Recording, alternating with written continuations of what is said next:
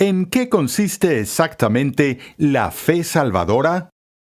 Es que la fe salvadora no es alguna afirmación ligera donde alguien levanta la mano en una reunión evangelística y debido a que hizo una profesión de fe, por lo tanto tiene fe salvadora. Hoy, en Renovando tu Mente, el Dr. R.C. Sproul concluye su serie Lutero y la Reforma. La Iglesia Católica se opuso vehementemente a la postura de Lutero sobre la fe salvadora. La catalogaron como peligrosa. En este episodio, el Dr. Sproul repasa estos puntos de debate y nos ayuda a entender la base bíblica de la teología que se recuperó hace 5 siglos. Algunos acusaron a Martín Lutero de enseñar que una vez que uno ha sido justificado por la fe sola, podemos vivir como querramos. Acompáñame al salón de clases a escuchar al Dr. R.C. Sproul mientras analiza esta y otras objeciones presentadas contra los reformadores. Al entrar ahora a la última sesión de nuestro estudio de Lutero y la Reforma, quiero ver brevemente algunas de las respuestas críticas hechas por Roma a las aseveraciones y afirmaciones de la Reforma protestante. Hubo muchas reacciones y respuestas de ese tipo, además de la excomunión de Lutero y su condena como hereje por León X. Pero los 3 temas principales que salieron a la palestra en el siglo XVI incluyen lo siguiente. En primer lugar, lo que Roma escuchó de Lutero y los reformadores fue un tipo de antinomianismo. Antinomianismo es una palabra teológicamente sofisticada para un espíritu de anarquía o libertinaje, donde cualquiera dice que todo lo que tiene que hacer es creer y puede vivir cualquier tipo de vida impía que elija y aún así ser salvo. Es equivalente a lo que llamaríamos gracia barata o creencia fácil. Y para contrarrestar esto, los reformadores tuvieron que hacer distinciones delicadas sobre lo que entendían por fe salvadora. Como mencioné antes, la fórmula de Lutero era que somos justificados por la fe sola, pero no por una fe que está sola.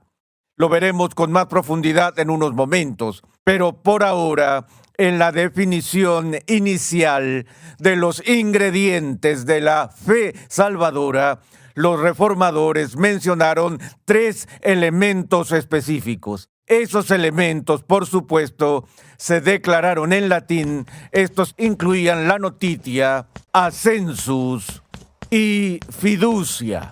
Ahora, estos 3 elementos implicaban esto. La notitia son los datos.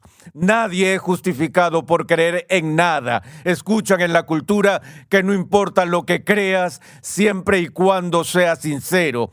Bueno, si eso fuera cierto, entonces podrías poner tu confianza en Satanás, y si sinceramente pones tu confianza en Satanás, serías salvo. Así que eso es absurdo. Obviamente, desde una perspectiva cristiana y bíblica, importa profundamente qué es lo que crees. Hay un contenido en el Evangelio que uno debe entender con la mente y estar informado al respecto, que incluye la persona y la obra de Jesús, su actividad salvadora.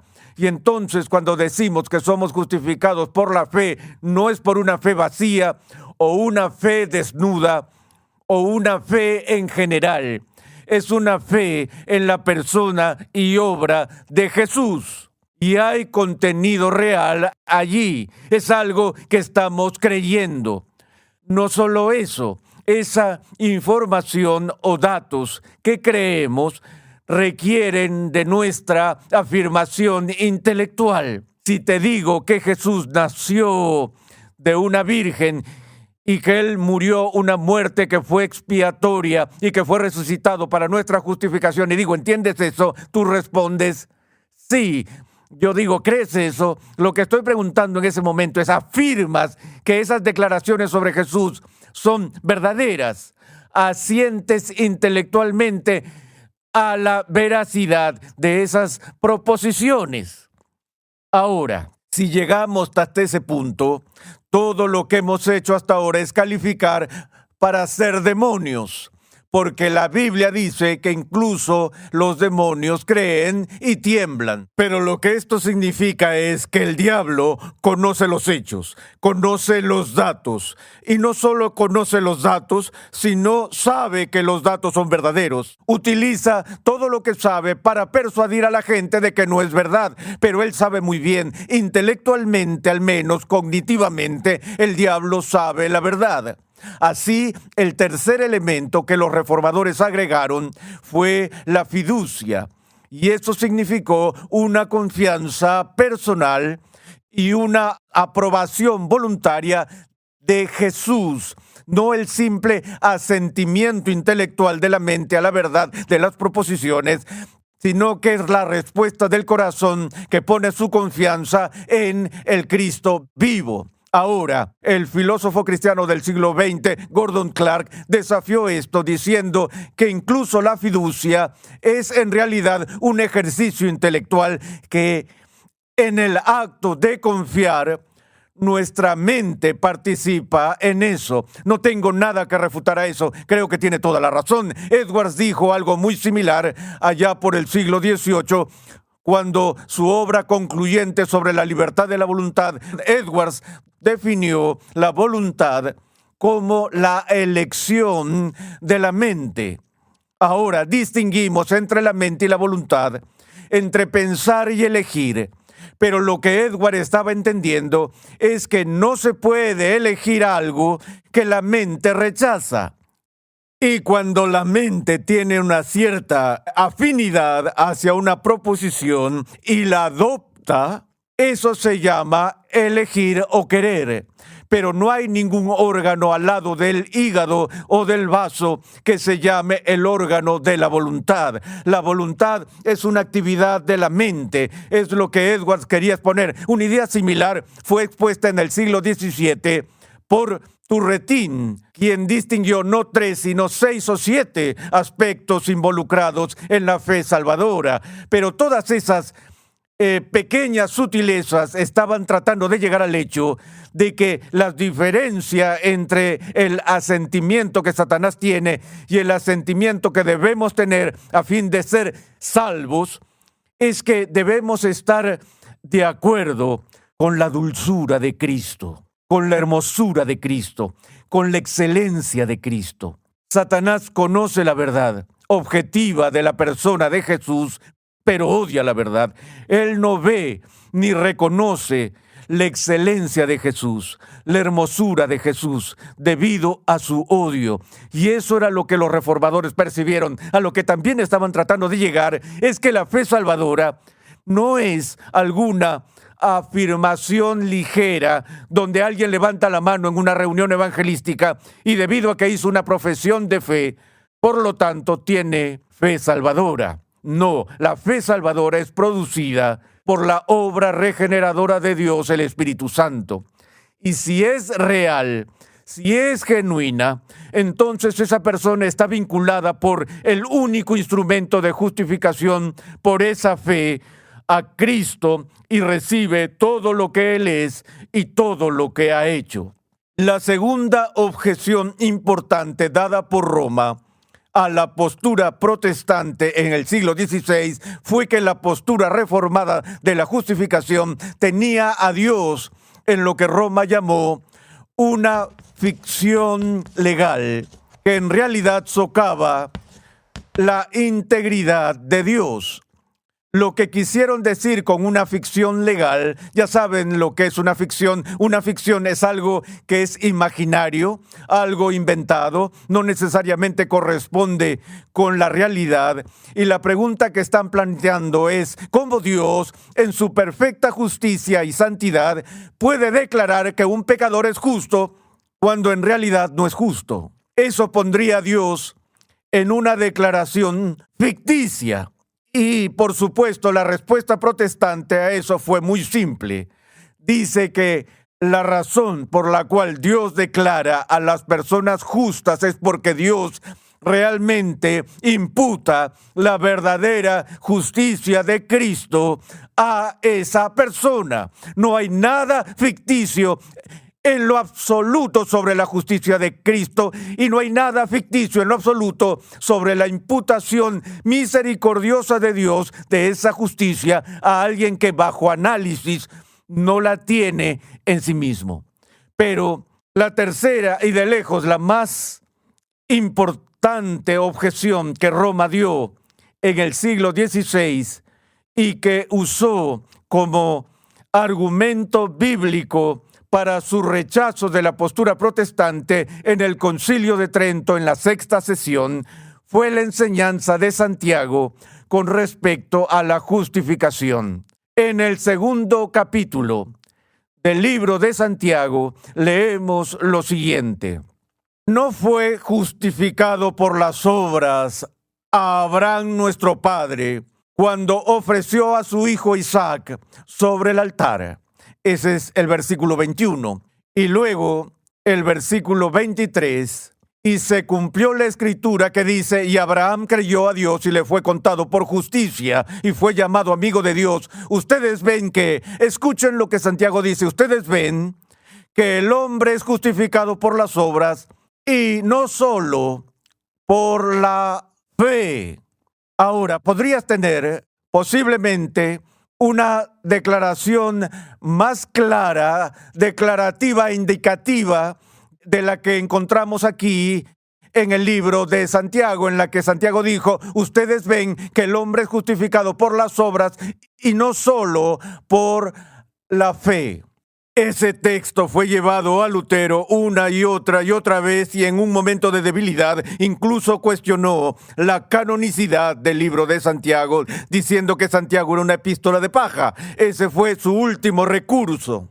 Pero cuando los estudiosos ven la diferencia entre la enseñanza de Pablo en Romanos 3, 4 y 5 y la enseñanza de Santiago en el capítulo 2, la ven de diferentes maneras. Algunas personas dicen que el libro de Santiago fue escrito antes de la epístola a los romanos, y uno de los puntos en la agenda de Pablo al escribir Romanos era corregir el error que fue enseñado por Santiago en su epístola. Otros dicen no, Romanos fue escrito primero y después Santiago, y parte de la agenda de Santiago era ofrecer un correctivo a la enseñanza errónea del apóstol Pablo. Otros dicen que no importa quién escribió primero o segundo. Este es un claro ejemplo de que los diferentes apóstoles del primer siglo tenían diferencias teológicas y no hay una postura monolítica consistente de la justificación que se encuentra en el Nuevo Testamento. Pero aquellos que creen que la Biblia es la palabra de Dios y que el libro de Santiago está inspirado por el Espíritu Santo y que el libro de Romanos está inspirado por el Espíritu Santo, no pueden salir del problema con tanta facilidad. Se enfrentan a la difícil tarea de conciliar los dos libros. Ahora, sería bueno decir que cuando Santiago habla de justificación, usa una palabra griega, y cuando Pablo habla de justificación, usa una palabra griega diferente. No, el problema es que ambos usan la misma palabra griega, dikaiosune. Ahora, también sería bueno decir que cuando Santiago estaba hablando, habló de un patriarca como ejemplo para dar este punto de vista, y Pablo usó un testimonio diferente de la historia para su punto de vista. Pero otra vez, por desgracia, la prueba A en la doctrina de justificación de Pablo es Abraham. Y en la doctrina de la justificación de Santiago, su prueba A es Abraham también. Así que cuanto más vemos esto, más se complica la trama y mayor parece ser la dificultad para conciliar las dos posturas. Ahora, creo que para reconciliarlas tenemos que ver dos puntos muy importantes. Aunque ambos se refieren a Abraham. La cita de la justificación de Abraham que usa Pablo está en Génesis capítulo 15. Y otra vez en Romanos, Pablo trabaja el argumento de que Abraham fue considerado justo antes de haber hecho cualquiera de las obras de la ley, antes de haber sacrificado a Isaac en el altar. De modo que desde el capítulo 15 en adelante, Abraham ya estaba en un estado de justificación. Pero cuando Santiago habla de Abraham como su testigo favorito, se refiere a la actividad de Abraham en Génesis 22, que es el registro de la obediencia de Abraham al llamado de Dios a sacrificar a su hijo Isaac en el altar. Entonces, cuando Santiago está hablando de la justificación de Abraham, se está refiriendo principalmente a la acción que tiene lugar en Génesis 22, donde Pablo está argumentando el punto de que Abraham es justificado libremente y por gracia, sin haber hecho ninguna obra, sin merecer nada, viendo hacia Génesis 15. Pero creo que la verdadera resolución del conflicto se da al analizar lo siguiente. ¿Qué pregunta está respondiendo Pablo en Romanos? Es la misma pregunta que Santiago está abordando en Santiago capítulo 2. Creo que esa es la clave para entender estos dos escritos de Pablo y Santiago. Y para ver eso, veamos Santiago cuando en el versículo 14 del capítulo 2 hace esta pregunta. ¿De qué sirve, hermanos míos, si alguien dice que tiene fe, pero no tiene obras? ¿Acaso puede, y podemos usar comillas aquí, puede esa, comillas, fe, salvarlo? Si un hermano o una hermana no tienen ropa y carecen del sustento diario y uno de ustedes les dice, vayan en paz, caliéntense y sáciense, pero no les dan lo necesario para su cuerpo, ¿de qué sirve? Así también la fe, por sí misma, si no tiene obras, está muerta. Ahora, ven que la pregunta que Santiago está tratando de hacer es esta. Si alguien dice que tiene fe, pero no tiene obras, es decir, que no hay obras que se deriven de su confesión de fe, ¿puede ese tipo de fe salvarlo? Bueno, ¿cómo respondería Lutero esa pregunta? Claro que no. Es por eso que Lutero dijo, somos justificados por la fe sola, pero no por una fe que está sola. Si la fe que profesamos es una fe desnuda, sin ninguna evidencia de obras, esa no es fe salvadora. No salva a nadie. Esa fe está muerta. No es lo que Lutero llamó una fides viva. El único tipo de fe que justifica a alguien es una fides viva, una fe vital, una fe viva, una fe que está viva y muestra su vida por la obediencia, por las obras que le siguen. ¿Qué obras contribuyen y cuánto a la justificación? Ninguna. El fundamento de nuestra justificación no se encuentra en las obras que se derivan de nuestra justificación. Pero si las obras no se derivan de nuestra justificación, esa es una prueba contundente de que no somos personas justificadas, que no tenemos fe salvadora. Y entonces la pregunta que Santiago está haciendo es si una persona dice que tiene fe y no tiene obras, ¿esa fe lo salvará? No, esa fe está muerta y es estéril. Él dijo, pero alguien dirá, tú tienes fe y yo tengo obras. Muéstrame tu fe sin las obras y yo te mostraré mi fe por mis obras. Vemos aquí que la pregunta que está considerando la mente de Santiago es la manifestación o la demostración de fe. ¿A quién? ¿Acaso Dios tiene que esperar para ver mis obras y así saber si mi profesión de fe es genuina?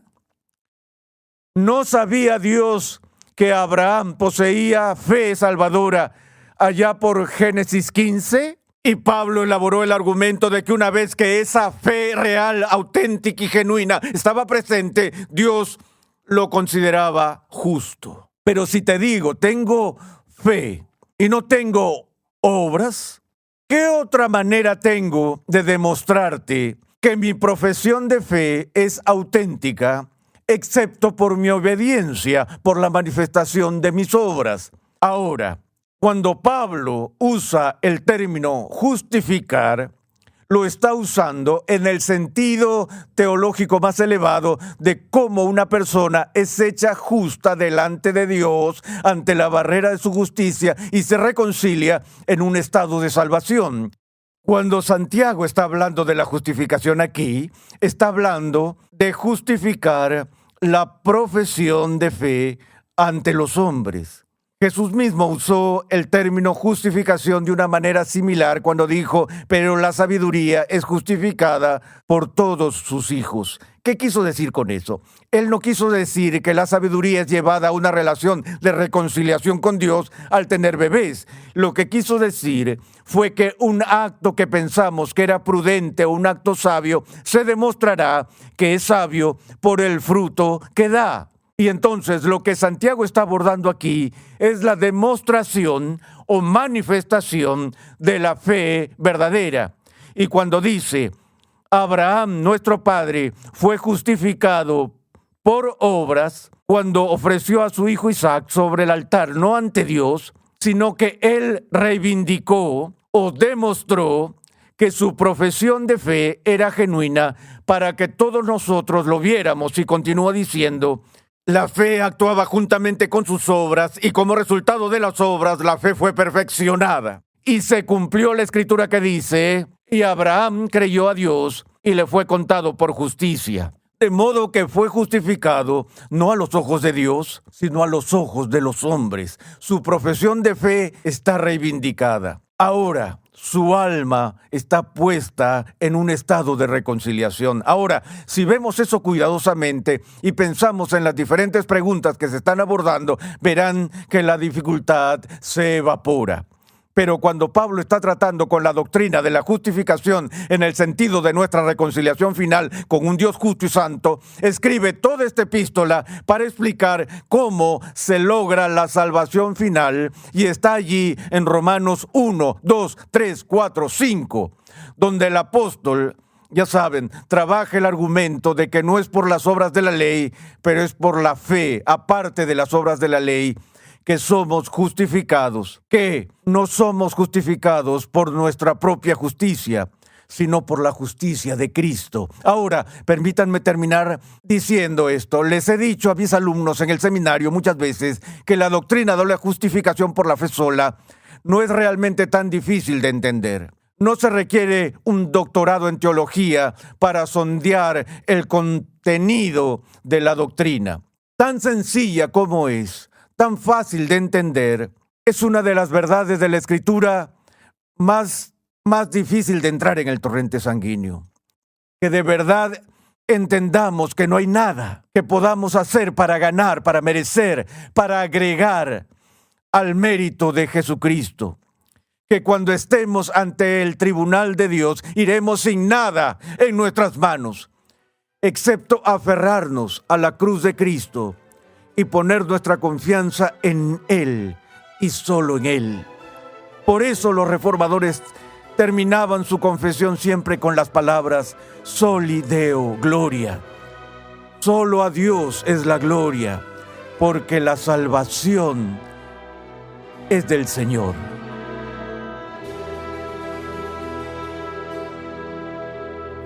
Gracias por escuchar Renovando tu Mente mientras concluimos con la serie del Dr. R.C. Sproul, Lutero y la Reforma. A través de 10 lecciones, el Dr. Sproul nos dio una introducción completa a la vida y el pensamiento de Martín Lutero. Con la mirada puesta en las lecciones que podemos aprender hoy en día, R.C. Sproul recorrió los principales acontecimientos de la vida de Lutero y exploró el Evangelio recuperado por Lutero y los demás reformadores protestantes. La nueva traducción y edición al español del clásico libro de R.C. Sproul, La Santidad de Dios, ya está disponible. En La Santidad de Dios, el Dr. Sproul explora el carácter santo de Dios y explica por qué esta santidad nos fascina y nos aterroriza. A medida que analiza el impacto de la santidad de Dios en el profeta Isaías, Martín Lutero y los santos a lo largo de la historia, descubrimos que solo hay una manera de estar ante el santo. Este clásico y célebre libro ha ayudado a miles de cristianos a comprender mejor quién es Dios, quiénes son ellos y qué significa estar revestidos de la justicia de Cristo. Para más información, visita la página web lasantidaddedios.com hoy mismo.